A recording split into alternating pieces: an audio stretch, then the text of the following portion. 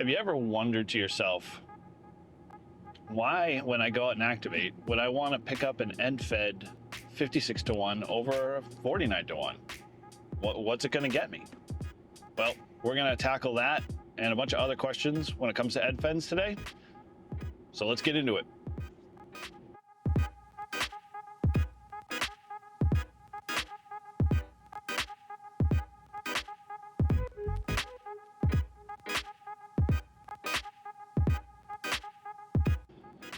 I'm Eric, call sign N1JUR, and today I'm going to do something, and maybe the extreme heat that we're in is affecting my brain, but I'm going to head over to a new park just a little bit of the ways south of me, and we're going to try a little experiment.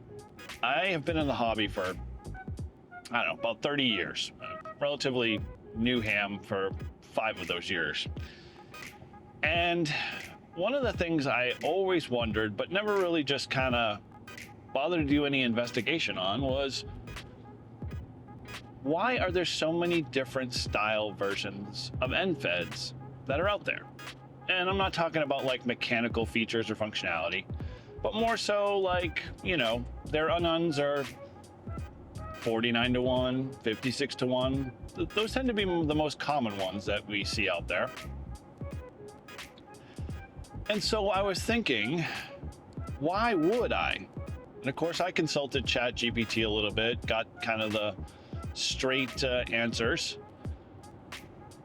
And so from that, I was like, I'm gonna go out and test this theory, because up here in the New England area, specifically in New Hampshire, we have a lot of granite and varying degrees of terrain.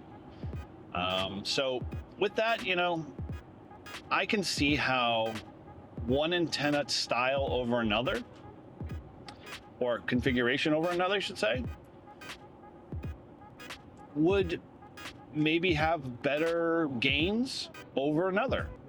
Now, before all of you electronic folks get on me about, resistance and all that stuff, yes, that all plays into the mix. However, part of that also that can't truly be measured is your outdoor experience, like where you're activating, how you're setting your antenna up, whether or not the soil is more or less conductive. So I figured I'm gonna grab 2 of my antennas in my arsenal. I have a Reliance 56 to 1 end-fed with me, and I also have the spool antenna. And that spool antenna is a 49 to 1. Both of them are great antennas. Both of them do really good out in the field, but we're gonna put them up head to head, and we're gonna see, based off of the conditions that I have at this park, which one performs better, which one has a better SWR out of the box in terms of the bands I'm gonna be operating on, and based off of the conditions and time frame today, 20 probably is going to be the band of choice.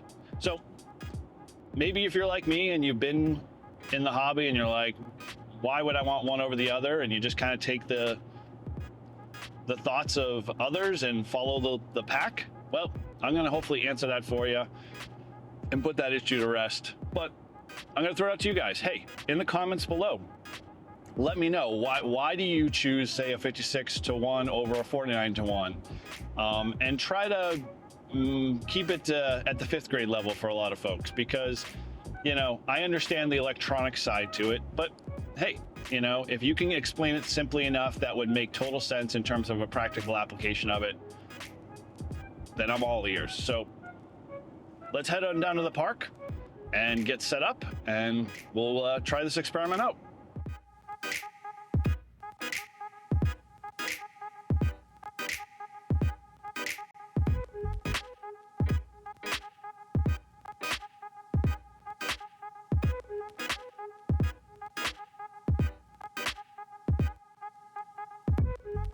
I'm here at Dunstable Wildlife Management Area. This is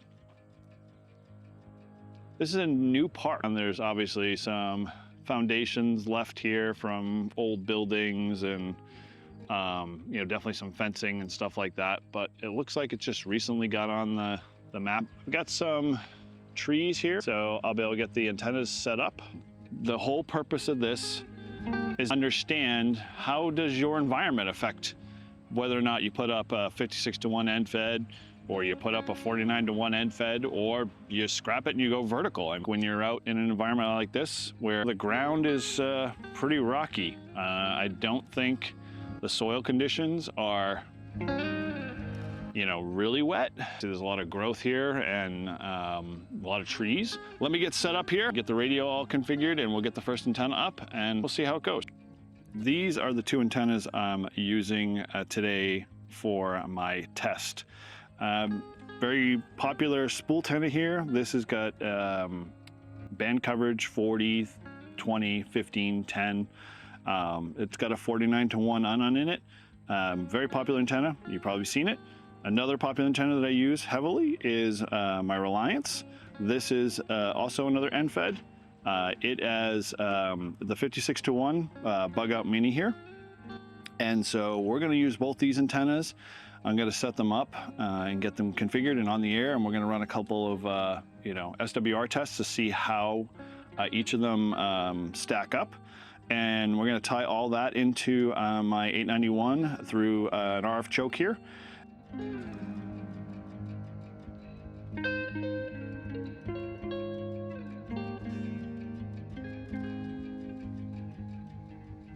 All right, let's go over what I have set up right now. So let's spin the camera here. There is the spool antenna. Got that lashed to the carabiner and tied to the tree, and it goes all the way up to my mast over there. That's my DX Commander 10-meter mast, and I got a small little S-beaner hanging off there, and that's just lashed to the post over there. So let's set this up here and see what the SWR meter shows. So let's just go through.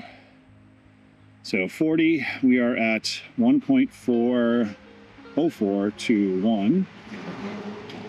30, we are at 2.87 at about 10,150. We're right around 14,006 at 115 to 1. 17 meters, 2.99 expected. 15 meters, 1.27 to 1, not bad. 12 meters, 1.91 to 1.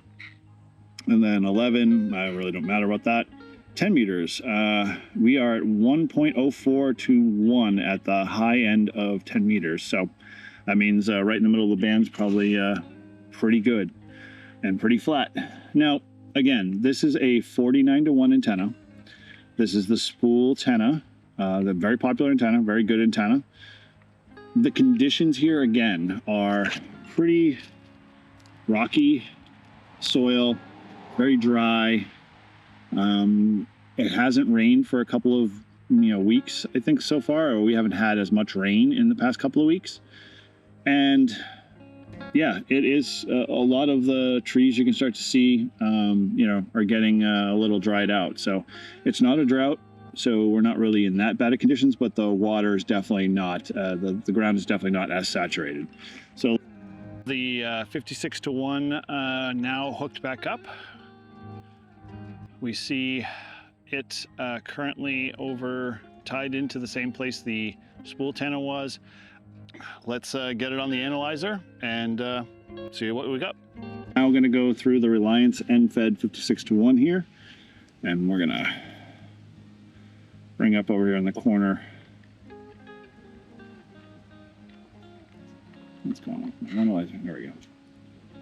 We're going to do multi here, and we're just going to let it scan the bands.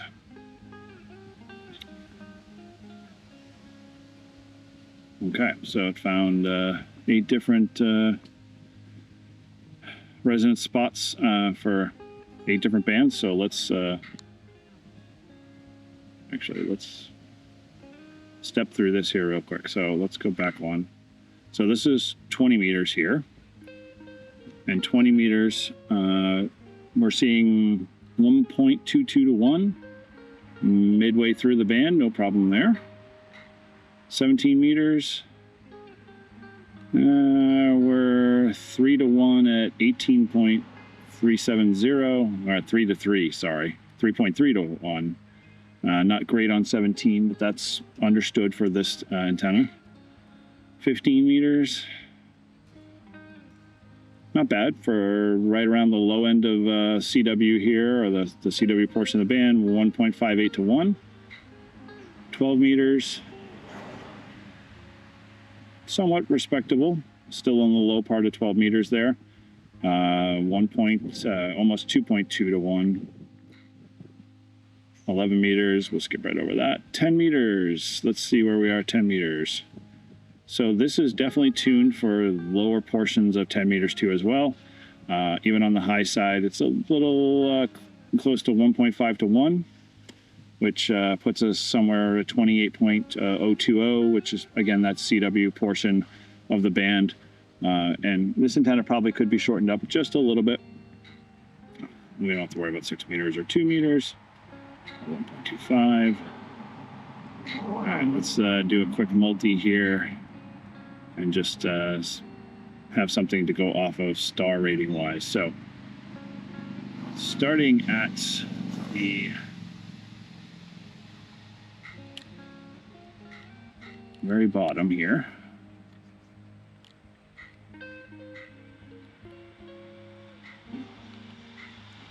So 40 meters, right around 7 megahertz, which is really, really low. Again, CW portion, this has not been tuned to get us right in the sideband portion of it, but it's not terrible. So 40, 20 meters, again, the lower portion, 1.3 to 1, so that'll probably be maybe 1.5 on the high end in the sideband portion. 1.59 on 15. 2.3 on 12, which is expected. Some antennas do well of the multiples, some don't. But overall, with a little tuning of this antenna, you could definitely find your sweet spot if you were in the sideband portion. It's perfectly fine right out of the box, like I said, for CW. I'm going to test each antenna. I'm going to run a few contacts. I'm going to just mainly hunt, so I don't have to worry about pileups or anything to that effect. And we're just going to roughly gather signal reports and see how and well the conditions around here are favorable for this type of antenna. I'm going to hold my reservations till the end, and I'm curious to see what you guys think and what maybe your experience is a little similar or different. And, maybe we'll have an idea of why 49 to 1 might be better in this conditions than, say, a 56 to 1. Bands are kind of quiet. Let's turn up the RF gain here a bit.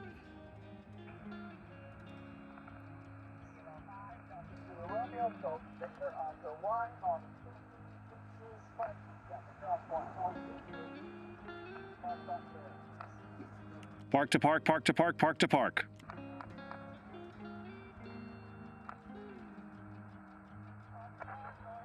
This is November 1, Japan Uniform Radio, N1 JUR, park to park.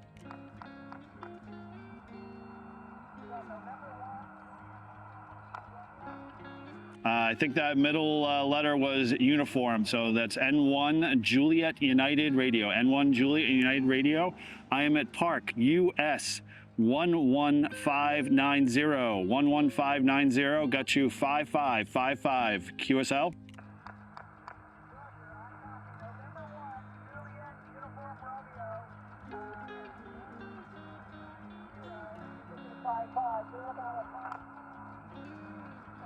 Alpha 0820. Say again, Charlie Alpha 0820. QSL? Yeah, QSL on the Kennedy Park there. Thanks again for picking me up. Appreciate the park to park. Good luck with your activation, and 7-3, sir. All right, we're going to start at 14.217 here in the sideband portion. South Carolina.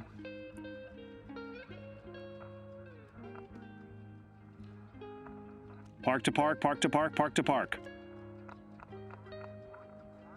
This is November 1, Juliet United Radio, N1 JUR Park to Park.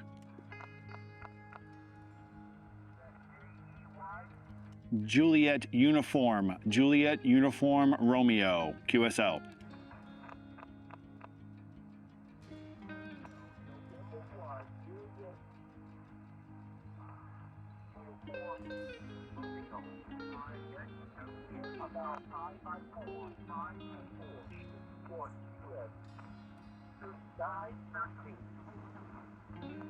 Roger, roger, the 4-4 in US 3913.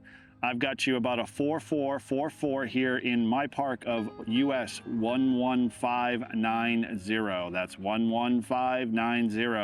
QSL.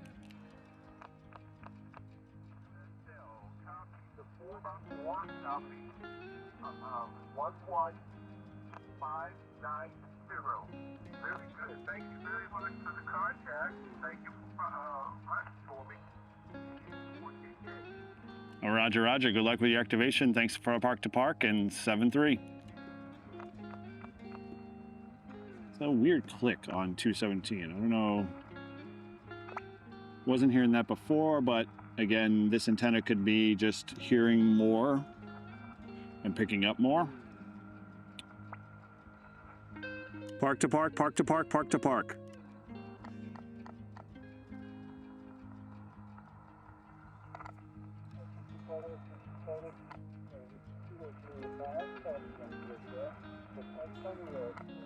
Park to Park, Park to Park, Park to Park.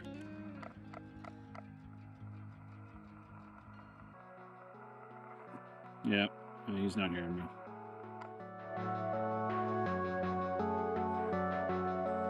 I didn't really kind of take a scientific approach to this per se. I just wanted to kind of do real world scenarios because a lot of us hams, we're not EEs, we're not antenna experts. We like to tinker, we like to play, and we like to get out and do parks on the air. So I wanted to kind of understand in my own mind, because I really haven't given enough time, why would I want, like I said, a 56-to-1 or a 49-to-1? Or what I've determined based off of this point in time is that where I'm at, time of day, conditions, soil, all of that, a 56-to-1 antenna so far is not giving me enough oomph to get my signal out there to, be heard. It's definitely picking up more stations, I think. And again, that's just my observation initially. But in terms of performance so far, a 49-to-1 seemed to be better performer in this type of environment. But I bet you if I went to the ocean and operated from a beach, that 56-to-1 would be phenomenal. I guess in a nutshell, if you kind of came here for, well, I'm just gonna pick this one antenna, my advice is you can't. Where your favorite parks you go to, where you might operate, because I would say look at Walt, K4OGO, Coastal Waves and Wires. He has many different antennas he uses on the beach. And just over time and his experience and learning that he's able to understand how to find the optimum conditions for the location he's in. He knows that when he's in Rhode Island, he has to operate differently and use the different antennas than if he's, say, in, his hometown. All that it has to be considered when you're kind of activating. And I don't want to say that in a way that's like makes you paralyzed or think like, man, I'm never going to be able to get out and play that. My advice is whatever antenna you got today, if it's a 49-to-1 in this case, and it's an NFED, or it's a 56-to-1, learn everything you can about it. Learn how to set it up, try different configurations with it. Try it in different environments. That kind of answers, I guess, that one question for me. It's like, well, why do we have so many freaking antennas? And the answer is not just because someone didn't like the other person's design. It's because in certain environments, you're going to need one antenna over another. Take all this information, make your best guess on what you want to start with, and then, go out and try it. Go to your favorite locations, your favorite parks, and get really, really close and intimate to that antenna. Understand it inside and out. Understand, you know, how it reacts to the environment you put it in. And then, you know, pick up another antenna and do the same thing over and over and over again. And eventually you're going to become probably one of those smart guys that know a little bit more about antennas. I'd say with that, I'm going to enough talking here. Thanks for hanging out with me and doing a little of this analysis. And as always, make sure you'll definitely like, subscribe. And if you aren't a Patreon and you want to help support the channel, head over there or become a YouTube, you know, member as well. So with that, 7-3, POTA on.